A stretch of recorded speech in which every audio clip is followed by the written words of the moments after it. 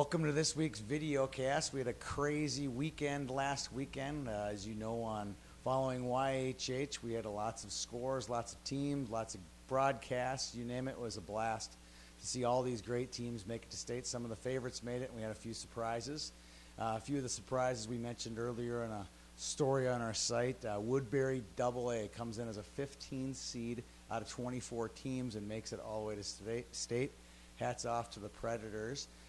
Sibley's Bantam B team finishes 5th in their league and makes it all the way through districts and regions. Congratulations to the Warriors. And White Bear Lake, another team finishing 5th in their league. They go in on a 6-game winning streak, win their districts, and then win their region as well up north. Congratulations to those 3 teams. They'll be playing in the state tournament in a week and a half. We have a new sponsor to the site. As you maybe, if you follow us on Twitter, you've seen our Lots of Matza players of the game. Bernatello's Pizza's Brew Pub Lots of Matza Pizza is now a sponsor on the site. We give out a coupon for 1 free Brew Pub pizza to all the players that win the award. If you won an award this past weekend, we were out of coupons. We've given out so many, ran out of coupons. Send us an email and we'll send you a coupon in the mail. Thank you to the Ramsey and Halverson family over at Bernatello's for sponsoring YHH. We really appreciate it.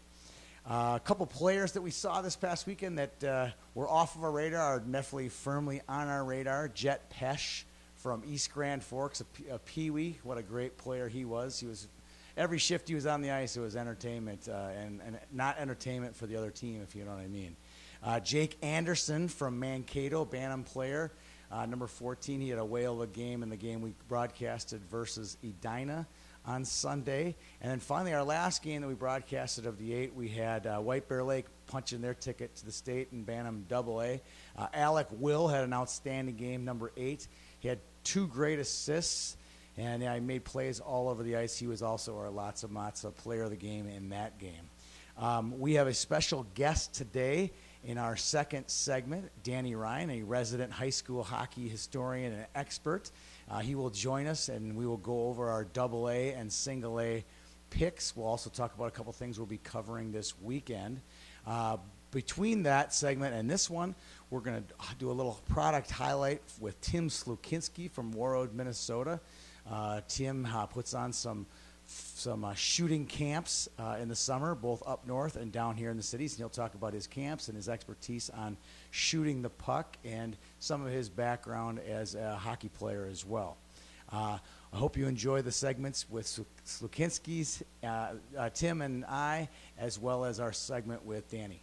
Thank you. Welcome to this week's Videocast Product Spotlight, Camp Spotlight. Today we have Tim Slukinski with us from Lamplighter Hockey. Tim comes to us from all the way from Warroad, Minnesota. Tim is down for his son Grant's region tournament, and he's here to talk about his camps. Before we start talking about his camps that he's going to put on this spring, summer, and fall, let's talk a little bit about Tim. Tim, thanks for joining us. Thanks for having me. Let's just talk about your hockey playing background. I know that you played for the hated Fighting Sioux, but I know that you played a little bit. You're from Canada, played a little bit junior hockey, played probably some post-college hockey as well. Talk about that a little bit. Yeah, that's correct. I'm from Portage la Prairie, Manitoba, which is 50 miles west of Winnipeg. And I played junior hockey up in Portage for 1 season, and then went to the Saskatchewan Junior Hockey League for 2 years. And from there went to the former Fighting Sioux, I guess, now. But what is it now? I don't even know the name of it. North Dakota. North Dakota, name, right? University of North Dakota. Awesome. Yeah. So I was there for 2 years and finished my college playing days up at the University of Regina, Saskatchewan, up in Canada, and picked up my physical education degree there. And from there went down and played in the Western Professional Hockey League for 1 season down in El Paso, Texas. Nice. So, hockey hotbed. Yeah. Did you wear a visor? No. Yeah. No. That was a big thing back in the day, wasn't it? It was, but I think that was still before. It was still kind of catching on. I think it really was. It was almost an unwritten rule that you just didn't wear one at that time. Still. Yeah. That's why I bring it up, because remember it was a big thing, and the guys with visors, it was like was a no-no to wear a visor. Yeah, and that's changed now. Oh, you see it. Yeah. Everyone's got one. Yeah. So they're protecting their eyes, and it's their livelihood Yeah, is their eyes. for sure. We'll get to that in just a second. For sure. All right, talked about your physical education background. Tell me a little bit about why that's important to what we're going to talk about with your camps and why it's important. Well, I think it's important because it gives me a different perspective. I've played the game at high levels. I know the game well. But at the same time, I think what the physical education trains me or has taught me is how to maybe analyze the skills necessary to play hockey. So I'm able to, watch the kids in my camps and quickly assess where they are and then determine what they need to get to that next step in their skill, which in this case would be shooting. So I think that background definitely helps the combination of the playing the game and then just that education training definitely helps the kids in the camps. Let's talk a little about the camps. I mean, there's lots of features to the camps. Tell the people out here what they would expect if they drop their kid off for your camps over a weekend. Well, I think there's three things that really, if I can summarize the camp, I would say this. The kids are going to have fun. That's important. There's no doubt. You play the game for fun. I mean, whether you're playing in the NHL or the MITE system across Minnesota, I mean, everybody still wants to have fun playing the game. I think that's important. So I want families and parents and kids to know that if they come to my camps, they will have fun. And I encourage the parents to come in, listen. It's an open-door policy. I mean, they can listen and not participate, of course, but they're able to be out there if they want, and they can watch their kid and listen to what we're working on, and they can work on that when they leave the camp. So it's fun. I think that's important. Secondly, I want the kids to have success, and that's important as well. We challenge the kids. We give them a little bit of a taste of success, and then at the same time, we want them to fail because we want them to realize that you want to build up their confidence a little bit, and then at the same time, you want them to understand that, yeah, no matter how good you think you are, there's still things that you can do better. And that's that failure part of it. We want kids to fail, but at the same time, if they're having fun, they will continue to practice and work on those things that they know they need to work on to get better.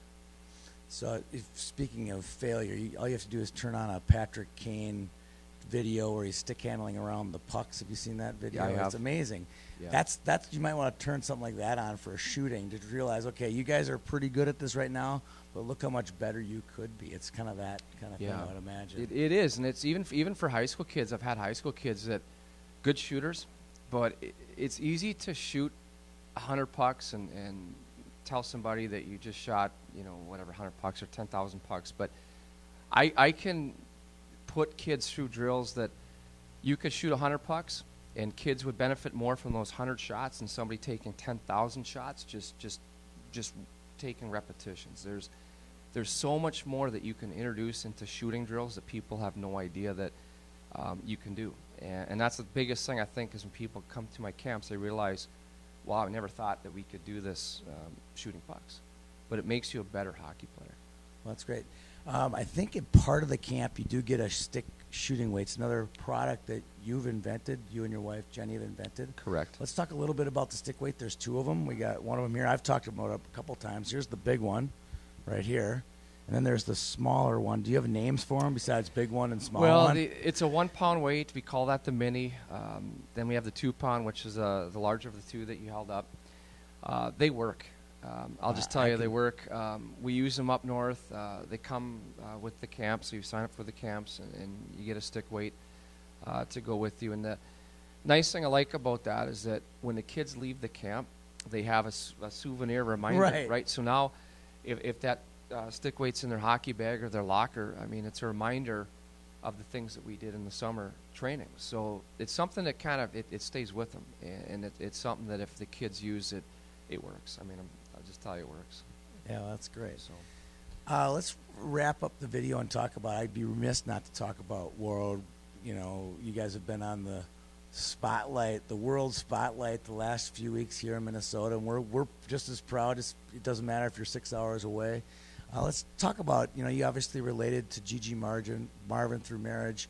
Tell me about a TJ Oshie or a Gigi Marvin story that, kind of That your version, one Well, you'd like to talk about. Yeah, this past Thanksgiving, Gigi was in town for Thanksgiving, and she's training for the Olympics, limited time. She's just in town for a short time. So anyway, after Thanksgiving dinner, she was with her family for Thanksgiving. So my son Grant called her and invited her over to skate on the backyard rink. And sure enough, she came over. She was over within a few minutes, and she skated for probably an hour to an hour and a half out there with my two boys, Grant and Hampton, and it was pretty special. She's a great hockey player, awesome person. But to have her there with the boys just on a Thanksgiving night up in Warroad, I mean, it's pretty special, and that tells you who she is, and of course her passion for the game is incredible. Well, I hate to put you on the spot here, but we know you're from Canada, and you and I have had our jabs back and forth about Canada, U.S. during the World Juniors and during the Olympics and stuff. During the Canadian-U.S. women's game, you got your family there. You're watching the game. Were you torn, country versus family, on that game, or it was probably pretty hard for you to watch? It is, but it's. I was really hoping that Gigi would get the gold. As I said, she's a great person, and it's tough to watch. Of course, it was a hard game. Yeah. For Americans, it was that was a really hard game. It was a hard book to put down. It was a fantastic game from start to finish. It was, and the hockey's incredible. The girls play at a high level, and it's too bad. I mean, you come a goal post away basically from winning the gold, and I guess if there's a lesson from that, it's you play until the final buzzer, right? I mean, it's a good lesson for all of us. We'll finish up with this thought. I had a funny joke a friend said to me about, I don't even know her first name. Her last name is Poulin. She has the game-winning goal in the 2010 and the 2014 Winter Olympics. How'd you like to put that on your resume? That's just amazing. She's an amazing player. Yeah, her just in 2 games. I mean, she's made such a name for herself in 2 games. Yeah. Big time player. Yeah. Well, thanks for joining us. Check out our website. We have ads running all the way through May on YHH, getting you guys hooked up with the Lamplighter shooting camps with Tim Sklukinski. Tim, thanks for joining us. Good luck to your team the rest of the way this weekend. Yeah, thanks for having me. In Regions, and maybe we'll see him state up in Crookston. Yeah, hopefully. Thank you. All right, take care. Thanks. Welcome back to our third segment. We're joined by Danny Ryan, a resident hockey historian and high school hockey enthusiast. You'll find out in a minute why he is such. He also is bearing his Patrick White Grand Rapids jersey. I think it's a bit odd for a St. Thomas Academy grad to be wearing that jersey, but maybe you can elaborate on that a little bit later. Thanks for joining us, Danny. Thank you, Tony. All right, we're going to make our high school hockey predictions. We're going to start with the single A teams, and then we'll go take a quick break, talk about what we're going to do this weekend, and then we'll switch over to the double A, and then we'll talk about a few players that we should watch. So let's start with Game 1, Hermantown versus Laverne. I'm a huge Laverne fan, so this is a really tough game for me because Hermantown's my favorite to win the tournament. So who do you like in that game? I'm actually going to pick Hermantown in this game. I think Hermantown's got a chip on their shoulder. They finally want to come into this tournament and prove that they can win it without St. Thomas there. And so I think they'll have their hands full, but they'll win this game pretty easily against Laverne. Do not overlook Laverne. No, I don't. They're undefeated, 27-0-1. Yeah, so. This is a high-scoring Laverne team. You don't want to overlook this team at all. They definitely want to prove that Section 3A can compete. Absolutely. All right, next game, New Prague, Chisago. What do you think? I'm picking New Prague in this game. I think New Prague did really well this season. I think they're going to continue their role into the tournament. I like them to represent Section 1 pretty well. And I just am not convinced on the Chicago team as much as I should be. All right. Next game, number 1 seed East Grand Forks against Upstart Orono. Who do you like in that one? I like EGF a lot. They're my pick to win the tournament in general. I like Tanner Tweedum on this team. I really like how they can just play with anybody defensively. They shut down Warroad in their second championship game. They've beaten Blaine this year. They're a very, very strong team. All right, and the last game, the toss-up game, St. Cloud Cathedral and Totino Grace. What do you like in that one? I'm going to pick Totino. I think Totino plays a tougher schedule throughout the year. I think they're going to be ready for St. Cloud Cathedral. I think Cathedral Might have been better if Poganski stayed, but I'm going to pick Totino in this game. Well, welcome to Youth Hockey Hub. We've been always accused of having a Metro bias, and there you go. You just throw it out there. You said that they play a tougher schedule. That's a total Metro bias statement. Congratulations. Welcome. You've now joined the staff in the right way. Congratulations. Oh, wow. All right, let's pick our winners. I think we've kind of alluded to it. You go first. I think you said East Grand Forest, correct, is your winner? Yeah, I think East Grand Forest is going to come into this tournament with a chip on their shoulder. They lost to St. Thomas Academy last year 11-0, and they were thoroughly embarrassed. And I think that they're going to come out with something improved this year. Well, they were a much younger team last year, Yes, and that is played a very experienced STA team. So I think you're right. I think this team, they can play with any AA teams in the state. I think they will be the class of it, but I'm not going to pick that. I'm going, if you think East Grand has a chip on their shoulder, Bruce Plant has got the biggest chip. His chip is this big. As some say, they are the reigning public school single class Class A champion 4 years in a row. They've lost. This is their turn. They can see that there's almost all public schools except Cathedral and Totino in this thing. They're going to make a run right through this whole tournament. Nothing's going to get in their way, even East Grand Forks. Hermantown's going to win this tournament. Well, that'll be fun to watch if that happens. All right, so before we do the double A's and some players to watch, this weekend we'll be broadcasting from Victoria Ice Arena. We have the semifinals for this Maroon Division of District 6. So Squirt B's will be doing, and Squirt A's will be two semifinals for their play-in games to the regional state Squirt tournament being played over in District 3 this year. So we'll be broadcasting those semifinals all day on Saturday. It should be a blast. Okay, let's get to the double A's. Let's talk about who you like in Game 1, Lakeville North versus Roseau. I'm going to take Lakeville North in this game. Lakeville North has been beating all the good teams this season. I really like the Paling brothers there. That line has a lot of chemistry together. They sure find the back of the net whenever they're out there. All right, so you say Lakeville North, Roseau.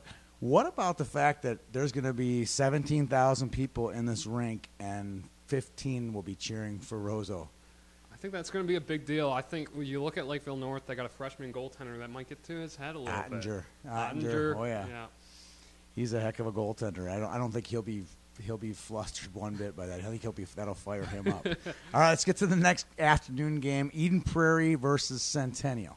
I'm going to pick Centennial in this game, and then an upset pick. I saw them play Blaine in the section final game. I was really impressed with the Gorowski line. I think Reiner Gorowski is a very good player. They don't play three lines consistently, so I think the tournament's going to benefit them. I think all the stoppages, yeah. TV timeouts are going to make a big difference in this game. And then you look at EP. Snuggerud got injured, breaking his hand in the section championship game. And though he'll be the best defenseman out there, it's still going to slow them down a little bit. All right, Game 3, the first game of the night game. Number 1, Edina versus Stillwater. Wow, Stillwater just beat up on Class 4A, AA. This is the first time in since 1983, except for the 2004 Centennial team, that somebody else other than White Bear Lake and Hill Murray have come out of this section. So I'm looking. And hey, Centennial won the state that year. Yeah, that's a good point. Are you going? But they also came in number 1 in the state. Yeah, too. with the Mr. Hockey Award winner. That's right. That's right. Gorowski. But I'm going to go with Edina. I think their depth, led by Dylan Malmquist, definitely this year, Notre Dame commit. They're going to just show that they can run four lines on you and just roll over you. All right. Last one. This is the toss-up game. Duluth East and Egan. I'm going to go with Duluth East in this game. This is going to be a defensive game. I'm going to go with the coach, Mike Randolph, 25 years at the helm at Duluth East. And I really like their defenseman, Phil Ballou. He's got a lot of offensive talent. He's a Mr. Hockey finalist. He's committed to Nebraska Omaha. And he's a 4-year starter, so he's been in the tournament now for 4 years. You got to go with Duluth East in this game. All right, so now let's pick our champions. I think I know who you're going to pick, but go ahead. You go first, and I'll take whoever you don't pick.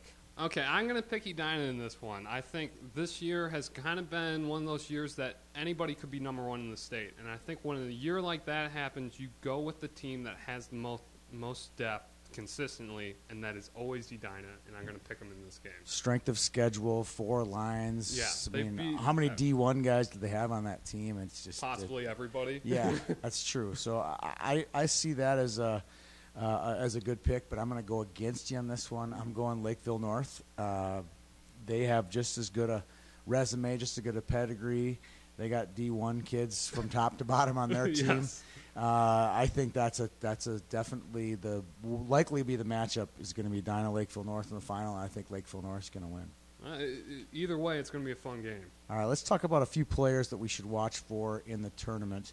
Let's start with anyone on the single A side that we should be watching for. Is there anyone particular we should keep an eye out for? I definitely think Tanner Tweedum, like I mentioned, he's a tall kid. He will probably go D1. He's not committed yet. I really like this kid a lot. He plays with a really good defensive East Grand Forks team, and he will be a kid to watch in the tournament. All right. I'm going to not name one here. I think we agree on this one. Has got to watch out for the Paling brothers from St. Cloud. They're all going to St. Cloud State. They just recently committed, including the little brother Ryan, who's the 9th grader. Yes. This is a special group of kids. You got to definitely keep an eye out them. It's going to be entertaining to watch the Palings play in front of the big sheet and the big lights over at Excel Energy. Exactly, right? exactly. All right, give me a couple others that we should keep an eye out for. I think when you look at Roseau, their top line of Alex Strand and Zach Yon. Zach Yon's a Mr. Hockey finalist committed to North Dakota. They're putting up video game numbers right now up in the Section 8 AA. So I think he's going to be a fun player to watch. And then I think you look over at Edina, you got Tyler Nanny, you got Kiefer Bellows, you got Wade, you got everybody to watch. You left out the best one. Who did I leave out? Malmquist. Oh, I forgot about Malmquist. Yes, the Notre Dame commit. I like him a lot too. I had a chance to see him play a couple times this year. I think he's not going to win Mr. Hockey. I think Avery Peterson's going to win Mr. Hockey from Grand Rapids, but I think he's the best hockey player in the state of Minnesota, without a question. Any thoughts on him or any other players that your pick maybe for Mr. Hockey? I think my pick for Mr. Hockey is actually going to be in the tournament this year. I'm picking Luke Snuggerud for Eden Prairie. They're defenseman. He's really good. He's mobile. His breakout is incredible. He is moving at least 5 steps ahead of every player. I think it'll be interesting to see how he does with a broken hand. Well, it should be interesting. It should be a fun tournament. Danny, thank you for coming in studio here and adding your expertise to our staff, and it'll be fun to have you come on every once in a while and talk a little high school hockey recruiting and commits coming up down the road. Oh, that'd be great. All right, thank you. Thank you for joining us this week on YHH Weekly Videocast. Have a good day.